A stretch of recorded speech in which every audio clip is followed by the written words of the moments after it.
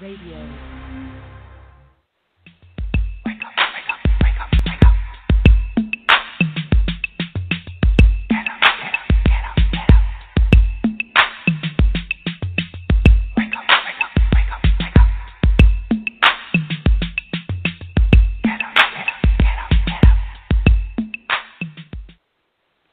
Welcome to Awake to Oneness Radio.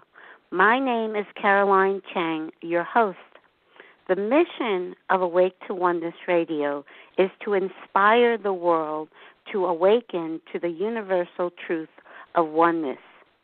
Science and spirituality are both telling us that we are literally all connected, that we are all one.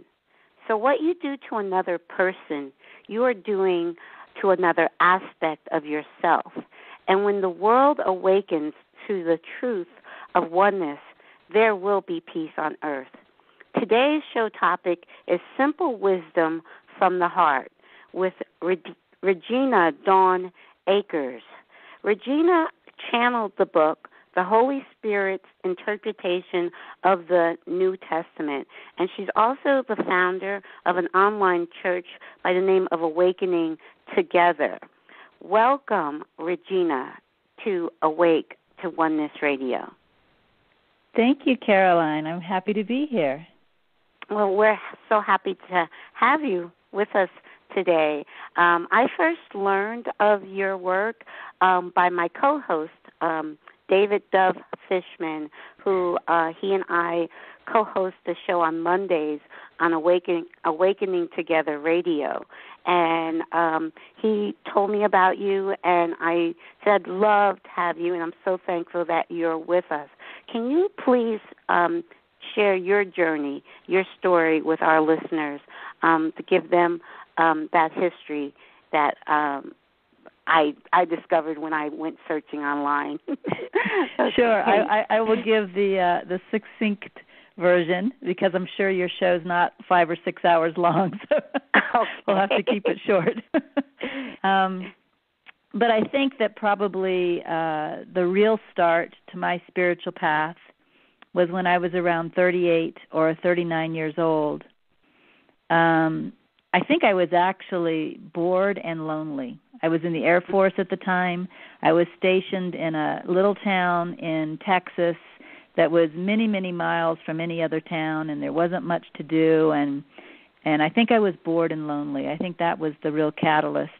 But I started to have this desire. I wanted to know what the truth was, the spiritual truth. I wanted to know what the truth was.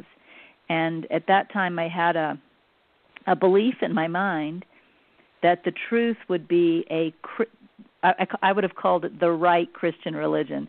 It would have been a Christian religion with the right interpretation of the Bible, and so I still felt, of course, that the Bible was God's Word, and I just needed to find the church that had the right interpretation. So I said this prayer, and I really think the prayer is what's most important here. I said a prayer. I said, please help me to find the truth. I don't care what it is.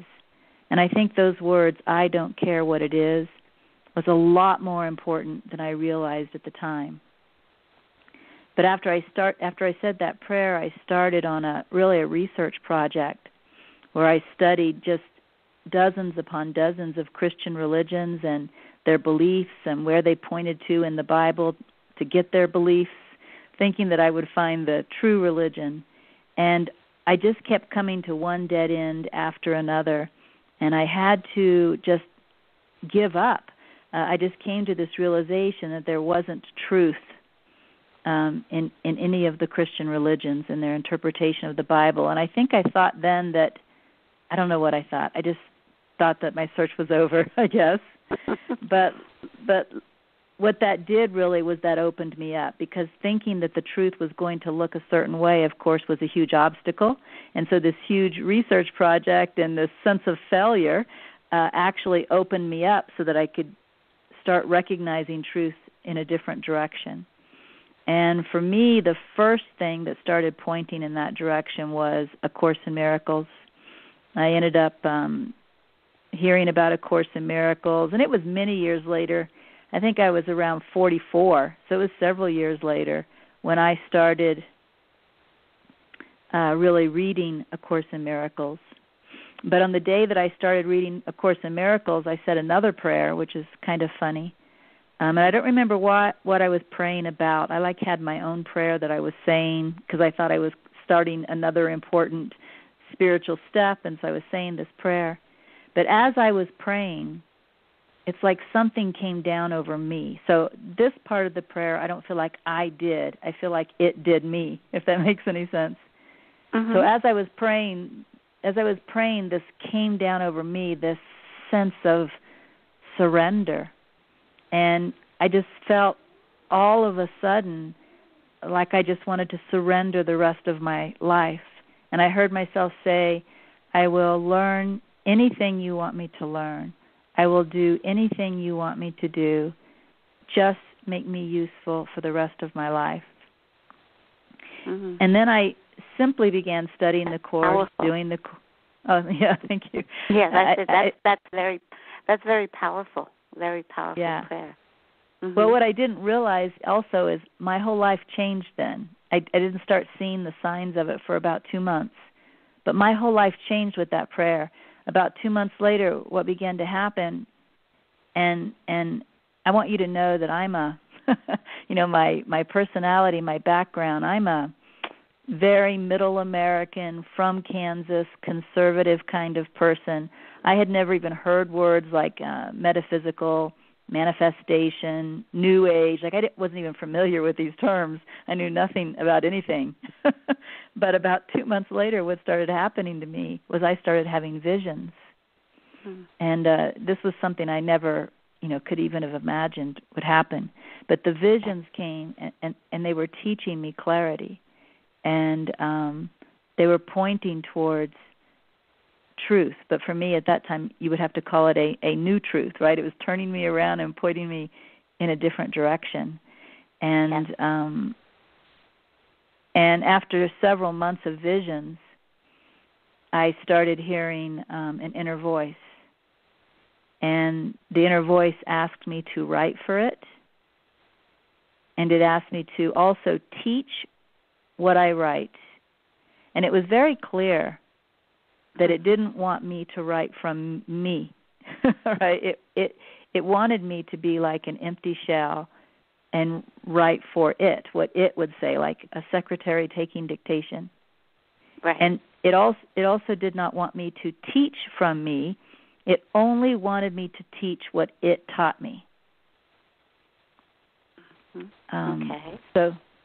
So that's how everything started. I also I had a very good job. I was a fairly successful professional in the Boston area, and I was guided to leave my job. I was guided to move. And it's kind of funny. I didn't even get the joke for years. But remember I started out thinking there would be an interpretation of the Bible that was right. Well, there's not really any such thing at all. It doesn't exist. But it's kind of funny because what happened was I was taken back to the Bible, and I was told to read the Bible and let the inner voice interpret it for me. So the inner voice gave me an interpretation of the Bible. And the reason I say there's no such thing as a right interpretation is because clarity can interpret like the same parable in the Bible many, many different ways. And it will interpret that parable in whatever way is most helpful to, the current listener now. So there is no such thing as a right interpretation. But there is such a thing as right-minded interpretations that point to truth. And that's what I was given. As I read the Bible, I would hear that inner dictation, and I would write down what I was hearing, and then I would study and contemplate and practice what I wrote down. So in that way, my teacher lived in me and was coming through my hands, through my pen, out on the paper, and then I had what I was to practice. And this was the beginning of my awakening process. Okay. Now, when this inner voice started speaking through you. Did it give a name? Because I know you call it Holy Spirit, but I think that's the name you give it. Yeah, that's the name I give it. Yeah, it did not give me that name. That is the name I gave it, and I'm sure I gave it that name because I was at that time a student of A Course in Miracles. I no longer call it that. Now I call it Inner Wisdom. But it actually did give me a name, but not a real name. It told me that it was the teacher of God, and God in that sentence would be us. Oh. So it was the teacher that awakens us, which is why I think inner teacher is a great way to refer to it. Okay. Yes, and a lot of what I truly believe, and I say that a lot on this show, is that truth is found within. And that's why I even say in my intro for this show that the purpose of this show is to help inspire your awakening, because I believe that truth truly is within each of us, and it's up to us to go within to find that tap into that truth. And in different ways, like your tapping in came from your prayer in combination with studying the Course in Miracles, and that's how you tapped in to your inner truth. Yeah, in fact, there's a line in the introduction to the Course, which many people kind of overlook. But it says that really the only purpose of this Course is to help some people, I can't remember if it says hear or find their inner teacher. It might say find their inner teacher.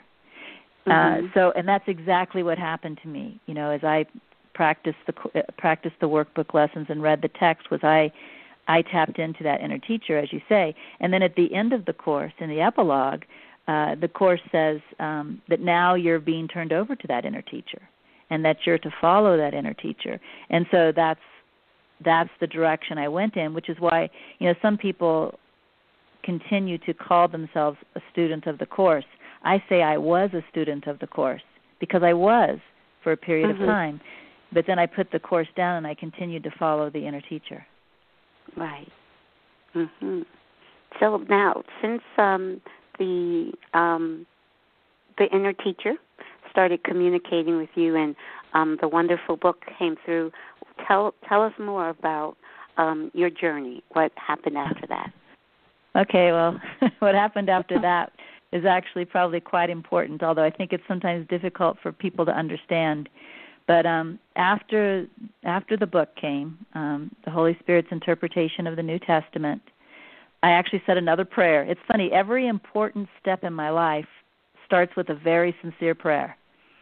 So the day that I sent NTI to the publisher, I said another prayer. And I felt like NTI had been, of course, very, very helpful to me as the student of NTI. And so I said a prayer saying, thank you for, you know, letting me write this book. And then I said, but I don't want it to stop now, meaning my own spiritual awakening. And I prayed, please send me something else that will bring me higher into love. And about 2 weeks later, I met a man from France. And it was kind of funny because he came to me because he knew of me as a spiritual teacher, and he wanted me to be his teacher. And I really felt like, just get away from this guy. I felt, get away from this guy. I didn't like him. And, in fact, he asked me to be his teacher, and I said no, very clearly. But about 3 days later, I started receiving guidance to join with him as a couple in a romantic relationship. And this was shocking for a couple of reasons. One, I already had a boyfriend that I'd been with then, I don't know, maybe 13 to 16 years. Okay. And I was really, really happy with my boyfriend. I had no complaints, so I wasn't looking. And yet this guidance came, and this man from France also was receiving the guidance. And it was very clear to both of us. So I broke up with my boyfriend, and this guy from France came to live with me. And what was interesting about that relationship is that we each had the ability to push every button the other one had. In fact, our very, very, very first experience with each other is what I would just call pure hatred. Wow. But what was also...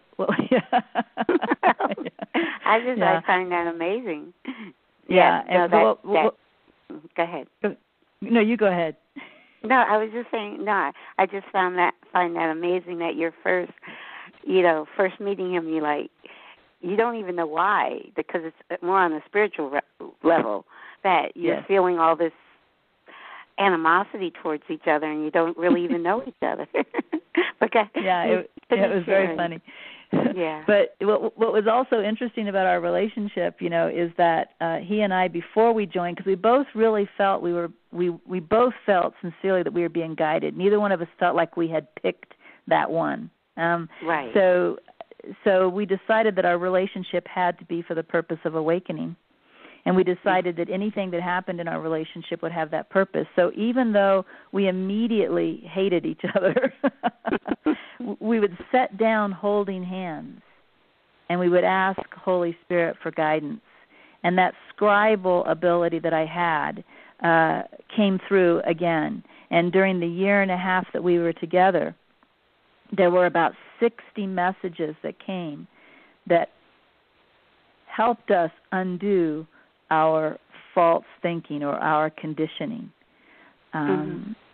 For example, one of the first things that I was taught was where hate comes from, because hate isn't real. We have to make hate and then believe in it. And so I was taught how I make hate, how I believe in it, and then, of course, experience it. And what was really nice about this relationship, although it doesn't sound nice, was that I hated this guy so much. And he was right there living in my house, like you couldn't get away from him. So I didn't even know I was capable of that much hate. So what was really good about that was I got very, very tired of hating. Right. And that made me much more willing to practice in the way I was asked to practice, so that I could transcend hate forever. Yes, go ahead. Now, what was that exact lesson that the inner teacher was teaching you? What was that lesson about hate? Yeah, well, the lesson in short is, of course, that when thoughts come into our mind, we think we're thinking thoughts. So the average human thinks that he or she is thinking a thought, but in reality, thoughts are received. We're more like radio receivers. Okay. And that when a thought is received, every thought has what you could call a content. Now, there's a story also, but the story is a distraction. It's the content that really needs to be focused on. Because if we believe the thought, you could say we're purchasing the content and we're increasing it. So, for example, one of the things that Laurent did, which was different than me, is I'm a fairly neat person, and he was not. The house just went in a completely different direction when he moved in, and so I would get very, very angry about how messy he was, and all these hate thoughts would come into my mind, telling me what a slob he was and how lazy he was. And the interesting thing was, at the level of form, I had all the proof in the world. I mean, there's his underwear laying on the floor. There's a kitchen cabinet that he opened and didn't bother to close. I have all the proof in the world that I'm right. Right. But that's what the story does, right? And so what I was taught to do was look underneath the story at the content of the thought and notice this is hate encapsulated in the story. And instead of asking, do I want a clean house, which is the level of story, I have to look at what's inside that story, the hate, and say, do I want hate? Now that's looking at the thought in a completely different way. And not only do I want to experience the hate here, now in me, but do I want to believe that and therefore send that hate energy back into the universe to increase that energy for everyone? Right. And so I started learning when these thoughts came into my mind, no matter what the topic was, no matter what the story was, to peek underneath and say, wait, this is a hate thought, or this is a fear thought, or whatever, and then say, do I want hate? And when I would ask myself, do I want hate, that was so obviously clear to me that I didn't want that I was able to let go of it. And when we let go of it, the miracle is we let go of it for everyone. So instead of increasing hate in the world, you actually decrease it a little by choosing not to believe the thought. So it's not only good for you, it's good for the whole, right? Right, because there's truly just one. It's truly just one of us. Mm-hmm. Yes, absolutely. So that was the practice, and it was interesting because I was actually guided to join a gym, and I thought that was strange guidance until I did, and then I found out I would get on the treadmill and I would start running, and when I would start running on the treadmill in this benign environment, all of these hate thoughts would start just coming into my mind, and I was able to just run on the treadmill and look at them and say, there's another hate thought. Do I want hate? No, and let it go. And this running on the treadmill actually helped me to speed up the process of letting go of this thinking. Wow. And it has gotten to the point now where I personally do not believe in hate. And what that means is if a hate thought should show up, which actually I seldom even see one, but it doesn't mean I won't every now and then. Right. But if it shows up, I automatically have no interest in it now. Okay. And another, I think for me, I don't use the word hate. I use fear. For me, it's a choice of love or fear. Yes. The thoughts that I would say are uncomfortable are I don't like to use the word negative because I believe that everything is neutral and we give it a label. We give it a label of bad or good, or negative or positive, and we label it. But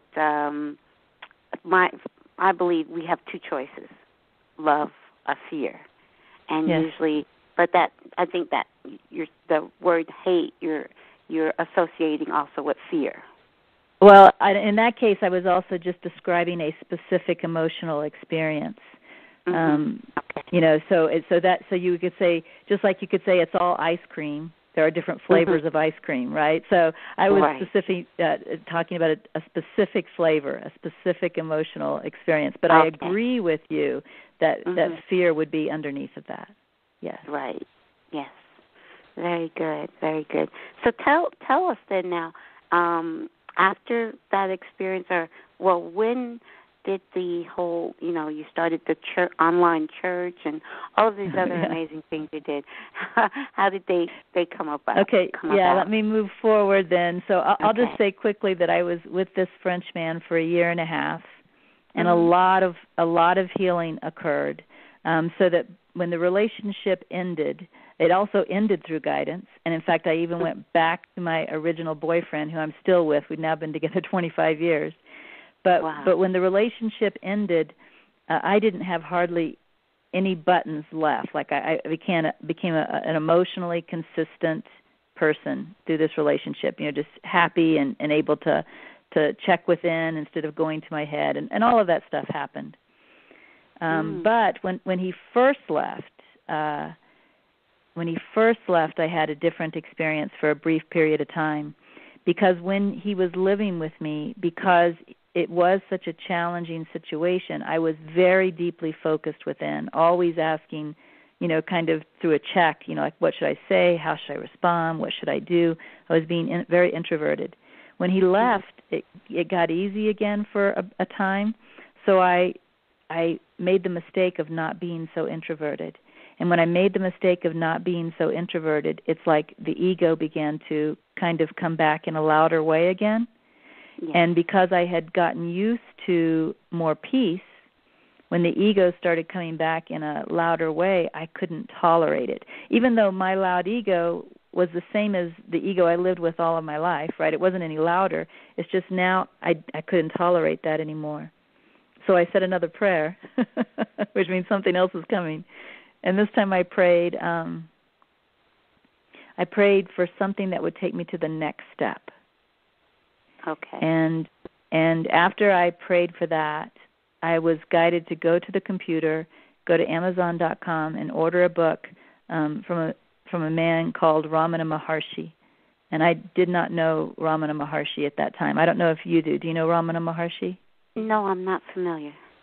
Okay, he's an Indian guru who physically died in 1950, so fairly modern.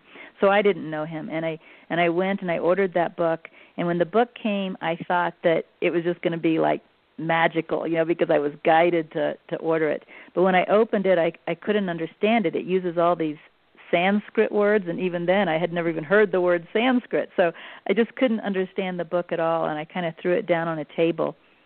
But on the cover of the book is a picture of this guru, Ramana Maharshi. And what happened sometime later, like a few days later or so, I was sitting near that table meditating, and the picture on the cover of the table, this sounds so crazy, but it's true, the picture on the cover of the book came to life. And wow. it would vibrate out of the book and then go back in, and then vibrate out and go back in. And I was actually trying my best to ignore this. And then I heard this familiar voice that I called the Holy Spirit say, ask him what he wants to say to you.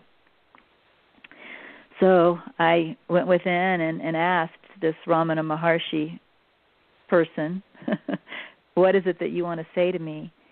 And I began to receive messages again. And these messages really are the next step. These messages go to very, very simple clarity. And I received these messages over a period of about 6 to 8 weeks.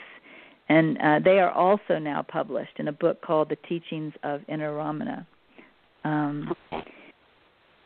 So that was the next thing that happened. And as I practiced those messages, I began to transcend, I'll just call it the level that I had gotten to. Like through my purification process with Laurent, it felt like I had kind of stepped up, if you will.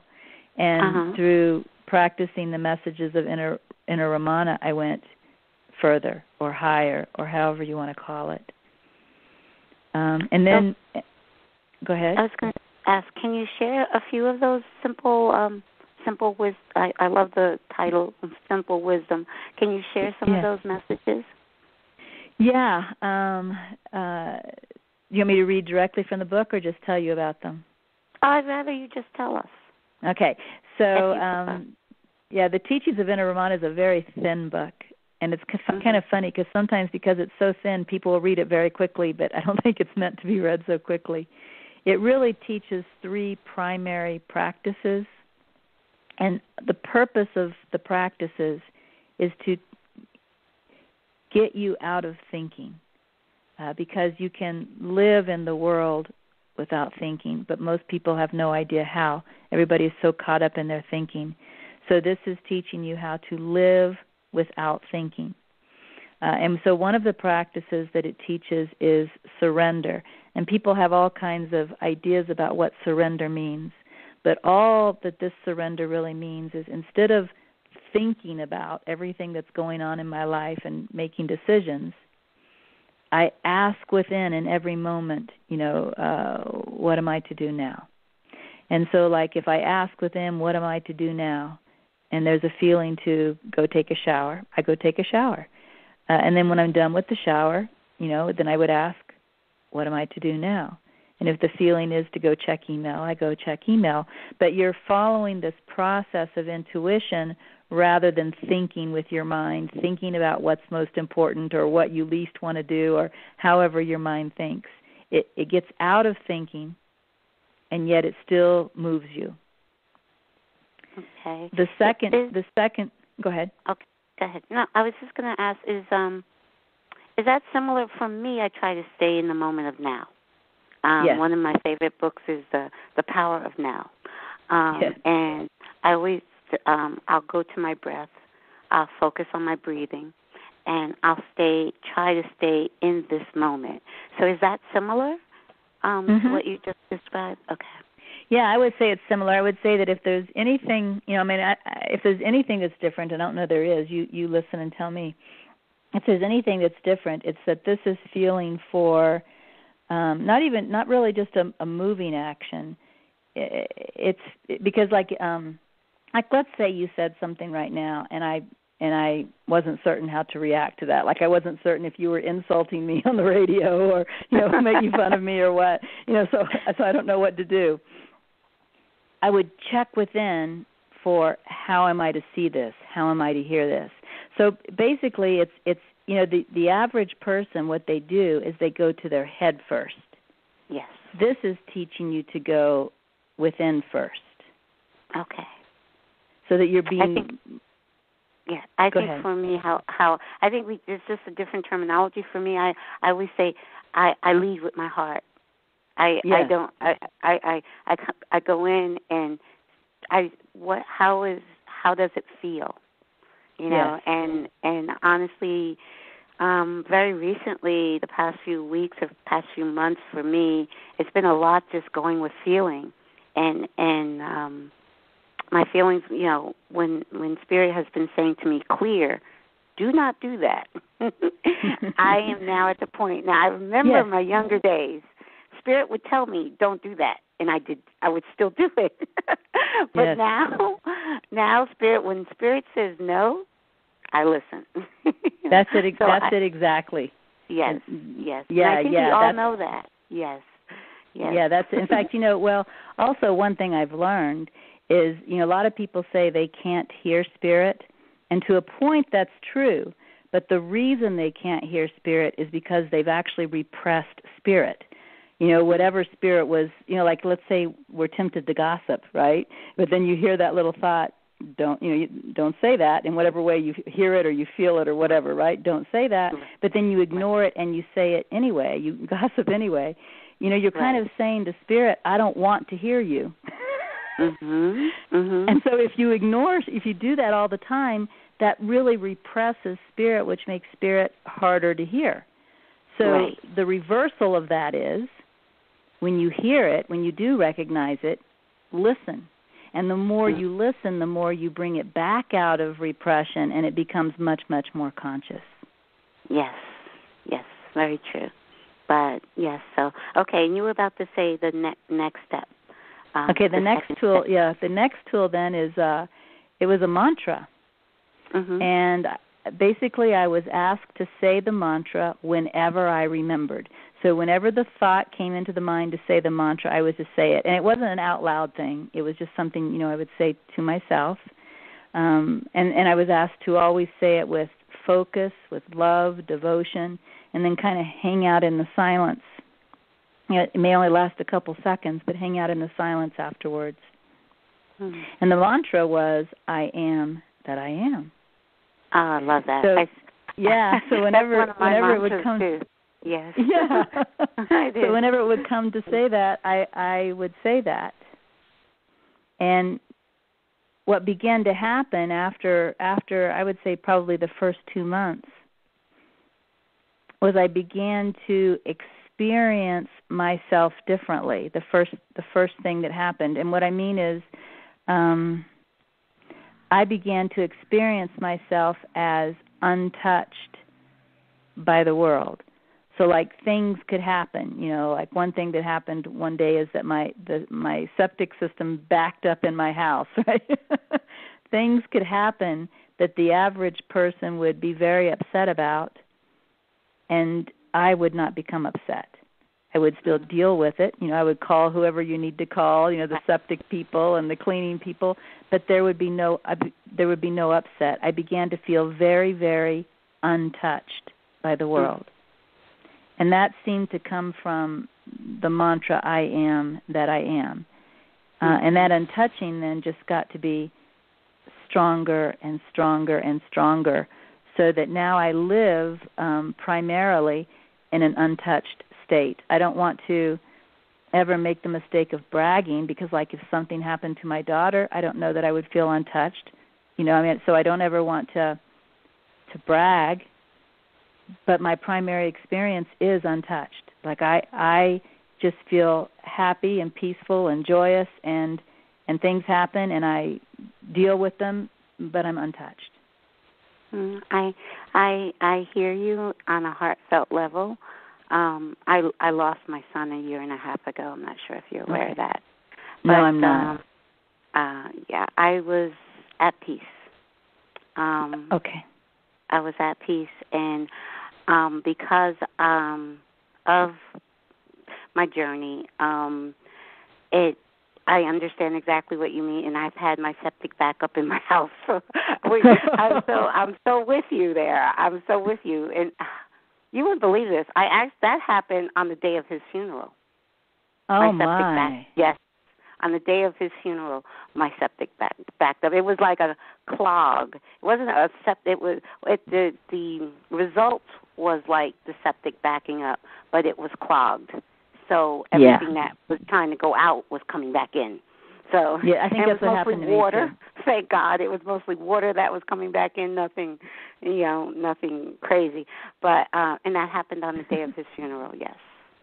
Yeah. So and it's yeah. So I understand what for me. This is how my way of your terminology is untouched. How I perceive it is everything that I'm experiencing, I am creating. I own it. My higher self, who is a larger part of me, is not separate from me, who knows all, I'm creating this experience for some reason. The little me here in this reality, I don't know why I'm creating it, but I know that I am creating it. So that's how whatever comes my way, I like you said, okay, I gotta call a plumber. I have to, I have to clean up this mess. I had to actually, I had to tear up all the carpets. Well, I reported it to insurance. I was like, first I was trying to clean up all the water, and I was like, okay, no, this is not working. I'll never get this water. So then my girlfriend said, that's why you have insurance. I'm like, you're right. Call an insurance company and just have them rip up the carpets, and let's get this whole place clean. So, but it was just, being at peace with it. Just a week ago, I've been self-employed for 15 years. I teach piano, and I have a computer business. I lost a very large client a week ago, unexpectedly. And while I was told this, I was very much at peace. I wasn't worried about, okay, what's going to happen. But none of those thoughts went in my head. Actually, I just felt like, okay, Spirit is telling me it's time to do something else. Spirit is telling me it's time to get deeper in what I'm doing with the show. And I'm also starting a nonprofit foundation in my son's honor, the Kyle Foundation, which Kyle stands for Keep Your Light Expanding. So, oh, beautiful. Thank you. A week ago, when I found out that I'm losing my biggest client, which is half my income, I'm serious, it did not faze me. I told one of my friends, and they were freaking out. I was like, no, calm down, it's okay. It's all going to work out. And within a day, I had replaced it with doing something that I wanted, that my passion, following my passion. I am so happy. It's like I can't believe how how that happened so fast. It happened in a day, So I understand what you mean and I like how you say untouched. I was just talking to a friend that I grew up with, and I was just telling her the same thing. Nothing phases me. That's how I put it. I say nothing phases me. And with my son, it wasn't easy, but God gave me a miracle. 3 years before my son passed, doctors told me he wasn't going to live, and I wasn't ready. This is in 2011. I wasn't ready. It was in December. We were at a hospital in Philadelphia on 34th Street, and so I always say I experienced a true miracle on 34th Street Christmas of December 2011. I tried to take my life because I said I was not going to bury my son. And that Christmas, we both went home. He went home and I went home. He pulled himself off of life support, and it was a true miracle. So God gave me 3 more years with my son. Spirit knew she's not ready. Okay, let's give her some time. And then when my son went back into the hospital in 2014, I said, thank you, God. I don't know what's going to happen this time. I was hoping I would bring him home again. But I found the book. The title of the book was Your Soul's Plan and Your Soul's Gift by Robert Schwartz. And I contacted Robert while I was in the hospital with my son on life support. And he communicated with me right away. And I believed that my son and I had this soul contract before my birth, that we were going to go through this. This was a soul contract, a soul agreement. So I said to him, if your soul feels it needs to go, I'll understand, and I'll be at peace, because I know that he's still with me. I know there's no death. I know he's with me, every minute, and so I understand exactly what you're saying when you said it doesn't. I use the term it doesn't faze me. It doesn't faze me. Not that you're in this world but not of it. You know what I mean? Did I say that the right way? Sometimes I say that backwards. But yes, so I do understand. Yes. Yeah. And that's what that's what the mantra did for me, and I don't know how. I mean, I can't tell anybody how. I can only say that that's what happened. Well, when I say that mantra, I am that I am, that for me means I am everything. Everything I see, the tree, the grass, the flower, everything I see is me. I am that I am. I am that. And I am that. Yes, and I think what it meant for me is that I am the essence of all of that. The essence of the tree and the essence of, like today I was looking in my dog's eyes, and I was so focused on the essence of my dog. I mean, it's just like, some people might word it, it's like looking in God's eyes. And I was so aware that her essence and my essence is the same essence. That I understood that I was looking at myself. And those words can sound pretty funky to someone who doesn't know themselves as the essence.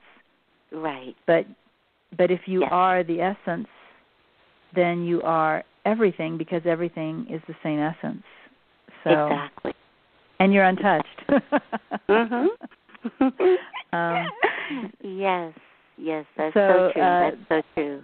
And I love that. I love looking, because sometimes it's hard to look in a person's eye unless you're intimate with them. But I love like a dog or a cat or an animal. You can just look in their eyes and you can see that the oneness. You can see that you're just one with that animal. That is so true.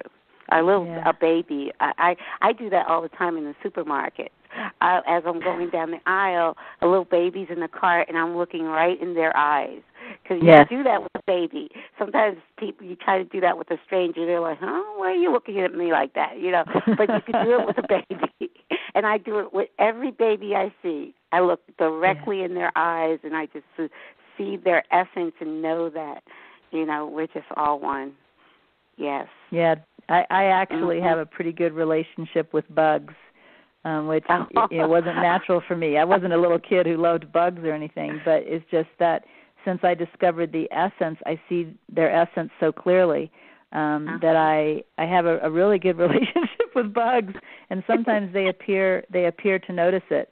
Like when I'm hiking, like a fly or something may land on me and just kind of ride along, go with me for 20 minutes or so without being bothered by me moving my hand or anything. So it's kind of interesting that I have such a strong relationship with bugs. And I very seldom kill a bug. Occasionally I need to, but I very, very seldom kill a bug anymore. In fact, I don't even move them outside. I just let them live here. Oh, okay. Well, I was going to say that I do not kill them as often as I used to. Yeah. And usually, no, I'll look at them, I'll talk to them. I'm like, okay, I'm going to give you a break, but could you please move? Could you go someplace else? I do. I tell them that. I'm like, I'm not going to send you to your next because I don't believe in death. So it's just like you're just transitioning to your next experience. Yes. I won't transition you right now, but just go someplace else. Yeah. Occasionally there is a time in this world when bugs do have to be killed, and it would be foolish not to. In fact, I heard a story about a Buddhist monastery who didn't, believe in harming anything, and they began to have a mouse problem, and they didn't believe in harming anything, so they didn't do anything, and the mouse problem got very, very, very bad, where at some point they had to realize they had to do something. Right. Yes. So, there's a lot of stray cats that love to live under my deck, and I always say to them, "Oh, you can stay there as long as you keep the mouse. I don't want mice in the house, so that's your job. I give you a home. You're underneath my deck. You have a home underneath my deck. Now you keep the mice out the house." I talk to them all the time through the window. So yes, it's so true. It's I am that I am is a beautiful mantra. It truly is, that you are part of all that is, because all that is what God is, I guess, for a lack of a different term. God is everything, and we are part of that all. So that's so, so true. So amazing. So now tell us about Awakening Together. Okay, well, Awakening Together came along a few years later. After the teachings of Inner Ramana came, I had a dream that told me to go to Pueblo, to move to Pueblo, Colorado. So I did. I was in North Carolina at the time, and I moved to Pueblo, Colorado. And after I was here a few years, I was guided to have a year of silence. And this year of silence wasn't complete silence because I am a mother. My daughter's in college now, but then she wasn't. So, when she came home from school, I, had to be mother. But while she was gone to school during the day, I spent the entire day in contemplation. And I did this for a year. And at the end of that year, I was guided to begin a church, and I was told. I don't think I was told the name. Actually, I think that the name somehow is just something we decided on. But I was told the purpose and 5 core values. They were scribed, and I knew the church was going to be an online church, but I didn't know how I was going to do that. But without David Fishman knowing that I had this guidance, he happened to call and ask me if I wanted to take over ACIM Gather, which was his online platform. He was sick at the time. He had cancer at the time, and his wife also was sick, and I think she was just encouraging him to let go of all of that. And so here I am with guidance to start a church, and here's David Fishman calling me and offering me this online platform, and I knew it was going to be an online church. So, of course, I said yes. And, we put together a team to learn what is a church in the eyes of the law, and we reformed what he had called ACIM Gather into Awakening Together Church, and we did apply for church status with the IRS. And we received that status. So what's really cool about it is we have this online church, which means anyone can come from anywhere, and they do, from all over the world. And we have a purpose, which is to awaken to one true self. And we have 5 core values that we share that point in that direction. What are those 5 core? Yeah. Well, let's see if I can say them by heart. I'm not the best at memorizing things, but I can tell you the gist of them.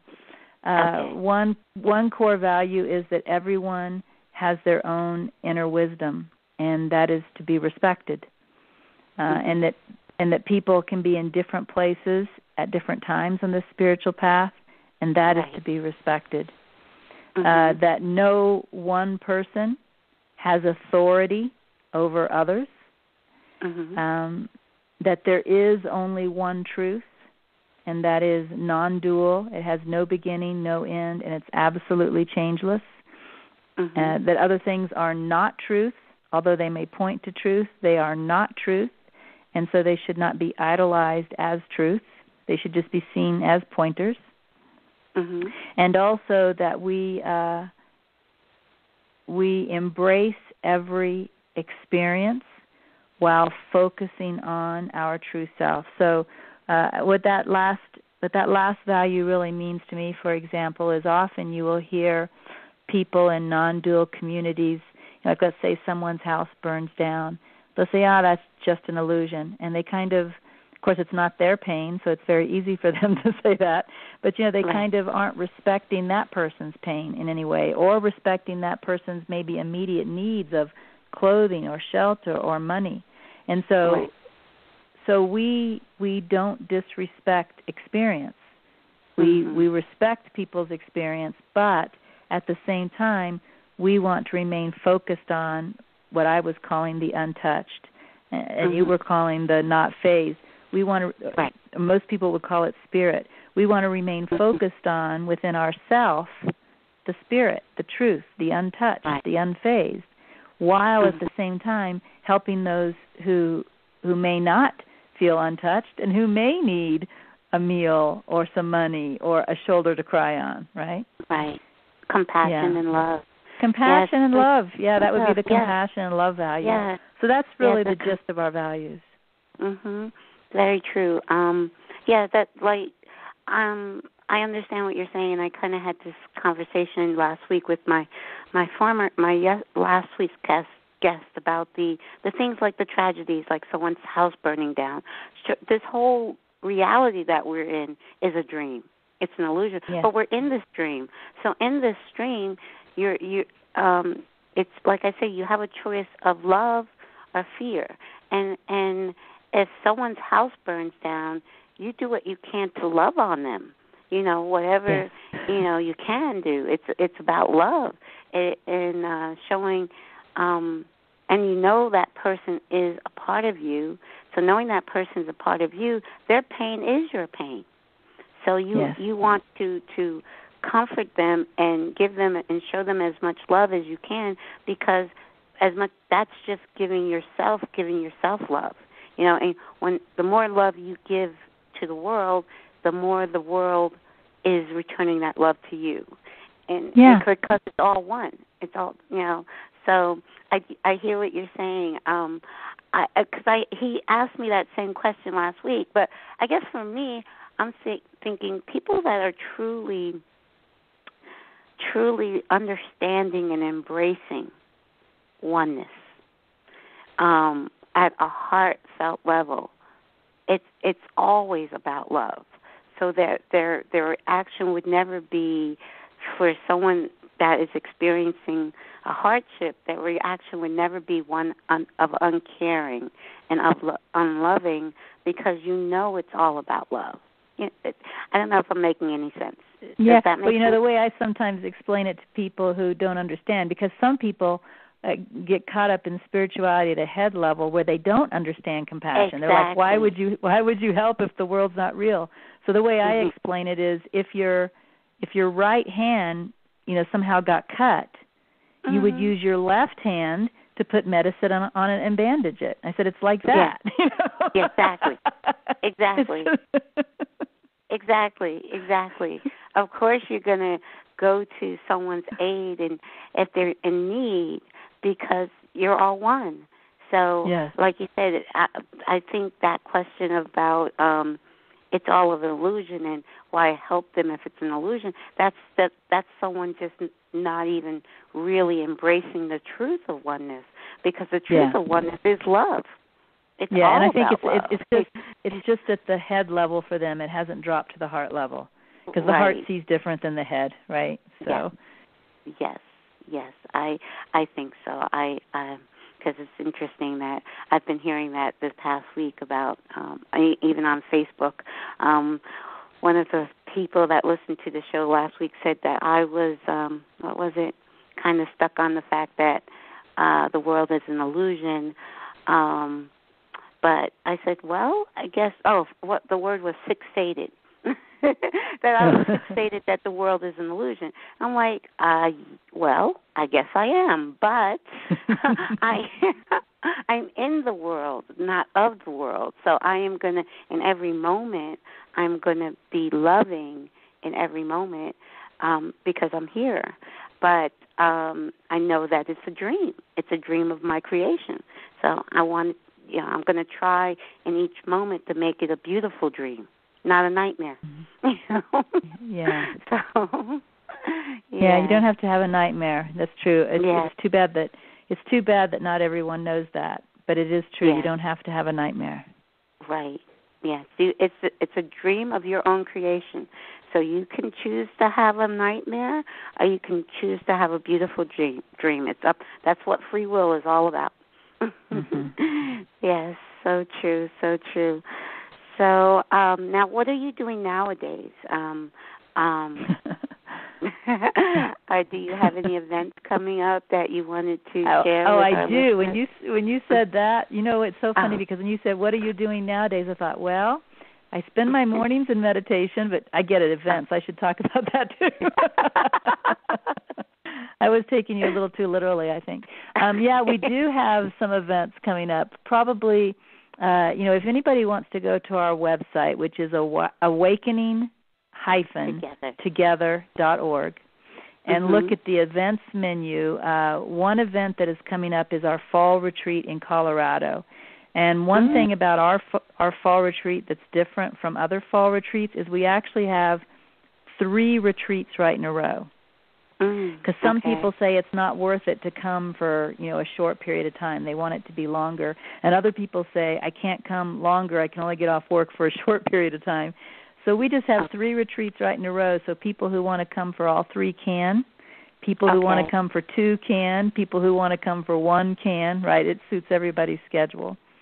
But that's coming up the last week of October in Colorado Springs. Yeah. Last week. I might want to try to get to Colorado that last week of October.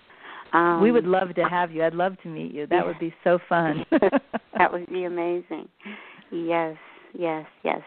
And I think I did mention at the top of the show that I met David Dove Fishman online. Actually, it was a year ago today.